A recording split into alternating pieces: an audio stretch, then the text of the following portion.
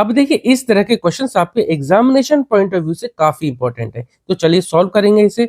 NCERT new book से class 8th का chapter number 12 है फैक्टराइजेशन। चलिए एग्जाम्पल नंबर 11 करेंगे।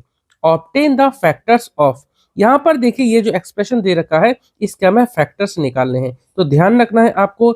अगर ये तीन टर्म गिवन हो, पहला टर्म जो वेरिएबल है उसका स्क्वायर दे रखा हो और लास्ट टर्म एक कांस्टेंट दे रखा हो, बीच वाली टर्म में कांस्टेंट और वेरिएबल का मल्टीप्लाई करके दे रखा हो, तब हम इसको एक अलग तरीके से करते हैं, मिडिल टर्म को तोड़ के, यानी हम इसको मिडिल टर्म स्प्लिट करके सॉल्व करेंगे। ठीक है, कैसे करेंगे समझते हैं। देखो जो वेरिएबल का स्क्वायर दे रखा हो, अगर उसका कोई कोफिशिएंट दे रखा है तो वो और लास्ट टर्म इन दोनों को मल्टीप्लाई करके देखते हैं।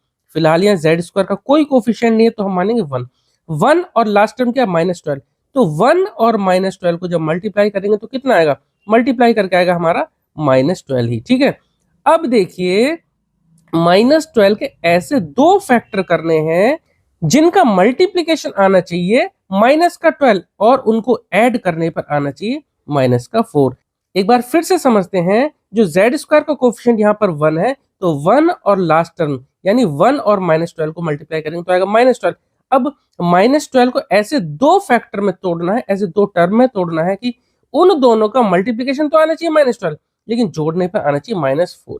अभी नहीं समझ में आया, चलिए मैं आपको समझाता हूँ एक बार लिख कर। देखो जेड स्क्वायर है, इसको हमें ऐसे ही रहने देना है, और जो लास्ट टर्म है उससे हमें कोई छेड़खानी नहीं करनी, उसको ऐसे ही रहने देना है। सिर्फ मिडिल टर्म को तोड़ना है, -4z है, इसको ही हमें स्प्लिट करना है दो पार्ट में। ठीक है, जैसे हमने यहाँ पर देखा जेड स्क्वायर का कोएफिशिएंट था 1, 1 और -12 को मल्टीप्लाई करके -12। -12 कैसे दो फैक्टर करें जिनका कि मल्टीप्लीकेशन तो आना चाहिए -12। अब यह सीधी सी बात है, जब दो नंबर का मल्टीप्लाई माइनस में आ रहा है तो एक प्लस का आएगा यहाँ पर, एक माइनस का, और हमें उनको ऐड करने पे आना चाहिए कितना, -4। जरा 12 के अगर हम फैक्टर करते हैं, देखो 2 6 जा 12, 2 3 जा 6 और 3 1 जा 3, इस तरह से 12 के ये तीन नंबर आएंगे फैक्टर्स। अब इनको इस तरह से एडजस्ट करना है, दो नंबर बनाने हैं, इन तीन से दो नंबर बनाने हैं जिनको ऐड करने पे आना चाहिए -4। एक काम करें हम, 3 2 जा 6, एक 6 नंबर ले ले रहे हैं और एक 2 ले ले रहे हैं, सॉरी। तो 6 - 2 कितना आएगा, देखो 6 - 2 हमें मिलेगा यहाँ से 4 आएगा, और 6 × -2 कितना आएगा, 6 × -2 कितना आएगा, ये आ जाएगा हमारा -12। तो यही बात हमें बन जाएगी, यहाँ से बात हमारी बन जाएगी।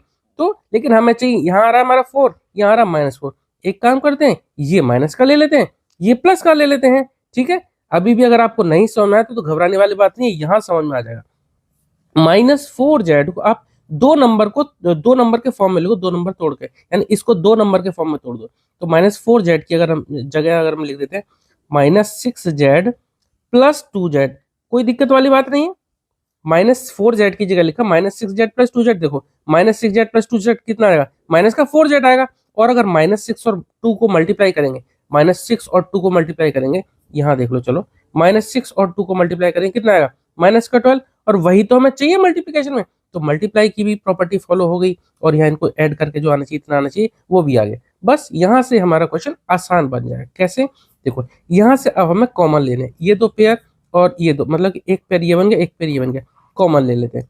जेड स्क्वायर का मतलब क्या है, z × z, और -6z का मतलब क्या है, -6 × z। आप चाहो तो इनके एक बार फैक्टर करके लिख लो, और अगर आप डायरेक्ट कॉमन ले सकते हैं तो बहुत अच्छी बात है।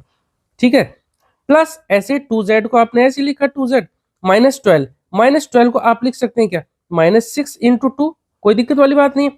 अब यहाँ से कॉमन ले लो, अब और आसान हो जाएगा। चलो यहाँ से जेड स्क्वायर और 6z, दोनों में z कॉमन है, z ले लिया बाहर, क्या बचता है, जब दो z है एक बाहर ले लिया तो एक z बचा अंदर, -6z में से z बाहर ले लिया, क्या बचा, 6 बचा। प्लस यहाँ से देखो क्या कॉमन ले सकते हैं, यहाँ 2 है, यहाँ पर भी 2 है, सिर्फ 2 ही कॉमन ले सकते हैं। ब्रैकेट लगाया, यहाँ बचा z, -2 बाहर ले चुके हैं, क्या बचा, -6। ठीक है, लिख दिया -6। देखिए अब ये दो ब्रैकेट सेम आ गए, तो यानी कि बहुत अच्छी बात है, ये दो ब्रैकेट सेम आने ही चाहिए। अगर ये आपके दो ब्रैकेट सेम नहीं आए तब समझ लेना कि आपने यहाँ फैक्टर लेने में कोई गड़बड़ करी है। ठीक है, तो चलिए दो ब्रैकेट सेम आ गए। अब क्या करेंगे, जो दो ब्रैकेट सेम आए उसको हम एक बार लिख लेना है, और जो बचा उसको अगले ब्रैकेट में। ये दो ब्रैकेट सेम थे, एक बार लिखा, यहाँ बचा z और यहाँ बचा +2, तो z + 2 ये अगले ब्रैकेट में आ गई। क्वेश्चन हमारा कंप्लीट हो गया। इसको आप ऐसे भी समझ सकते हो कि यहाँ हमें इस टर्म में से और इस टर्म में से z - 6 कॉमन ले लिया, तो अगले ब्रैकेट में क्या बचेगा, इसके साथ जो मल्टीप्लाई में जेड था वो लिखा, प्लस इसके साथ मल्टीप्लाई में 2 था तो वो लिख दिया। ठीक है, इतना ही हमें करना है। ठीक है, चलिए ये क्वेश्चन कंप्लीट हो गया। उम्मीद करता हूँ आपको समझ में आया होगा। अगर आपका कोई डाउट है तो प्लीज आप कमेंट सेक्शन में जरूर पूछना। और हाँ, इस चैप्टर के सभी क्वेश्चन, सभी एग्जाम्पल हम कवर कर रहे हैं, तो प्लीज आप डिस्क्रिप्शन बॉक्स जरूर चेक करना। वहां मैं इस चैप्टर की प्लेलिस्ट की लिंक दे दूंगा। आप प्लेलिस्ट की लिंक पर क्लिक करके आप कोई भी क्वेश्चन या कोई भी एग्जाम्पल्स देख सकते हैं। चलिए मिलते हैं नेक्स्ट वीडियो में। Okay, thank you.